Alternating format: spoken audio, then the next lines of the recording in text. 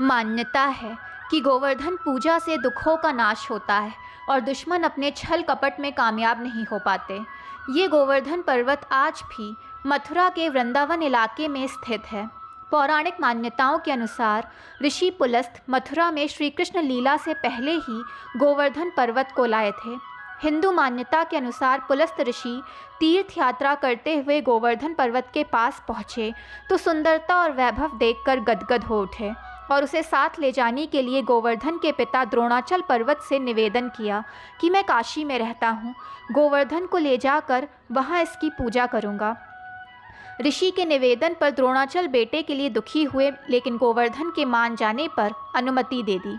काशी जाने से पहले गोवर्धन ने पुलस्त से आग्रह किया कि वो बहुत विशाल और भारी हैं, ऐसे में वो उसे काशी कैसे ले जाएंगे। तो ऋषि ने तेज बल के ज़रिए हथेली पर रख कर ले जाने की बात कही। गोवर्धन ने कहा कि वो एक बार हथेली में आने के बाद जहाँ भी रखा जाएगा वहीं स्थापित हो जाएगा। आग्रह मान ऋषि गोवर्धन को हथेली पर रख कर काशी की ओर चल पड़े। पुलस्त ऋषि मथुरा पहुँचे तो गोवर्धन ने सोचा कि श्री कृष्ण इसी धरती पर जन्म लेने वाले हैं, ऐसे में वो उनके पास रहकर मोक्ष की प्राप्ति कर लेगा। ये सोच गोवर्धन ने अपना वज़न बढ़ा लिया, जिसे उठाने में ऋषि को आराम की ज़रूरत महसूस हुई। उन्होंने गोवर्धन पर्वत को वहीं ज़मीन पर रख दिया और विश्राम करने लगे। ऋषि जब जगे तो उन्होंने गोवर्धन पर्वत को चलने के लिए कहा, मगर जब पर्वत ने अपनी शर्त याद दिलाई तो ऋषि नाराज़ हो गए और उन्होंने गोवर्धन पर छल का आरोप लगा दिया।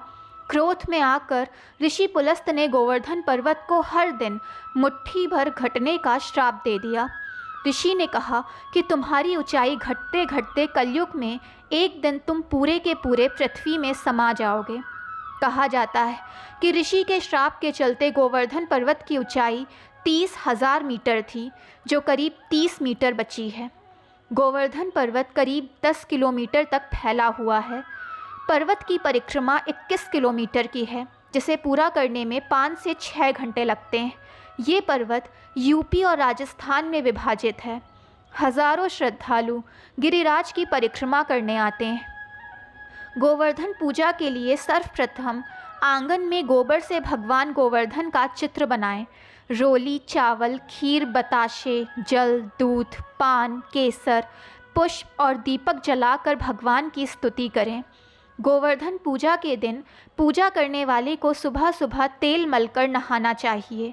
घर के मुख्य द्वार पर गोबर से गोवर्धन का चित्र बनाएं। उसके बीच श्री कृष्ण की मूर्ति रख दें। फिर श्री कृष्ण और गोवर्धन की पूजा करें। पूजा की समाप्ति पर पकवान और पंचामृत से भोग लगाएं। फिर गोवर्धन पूजा की कथा सुनें और आखिर में प्रसाद बांटें। दोस्तों, जानकारी पसंद आए तो चैनल को लाइक, सब्सक्राइब एंड शेयर करें ताकि चैनल की नोटिफिकेशंस आपको मिलती रहें।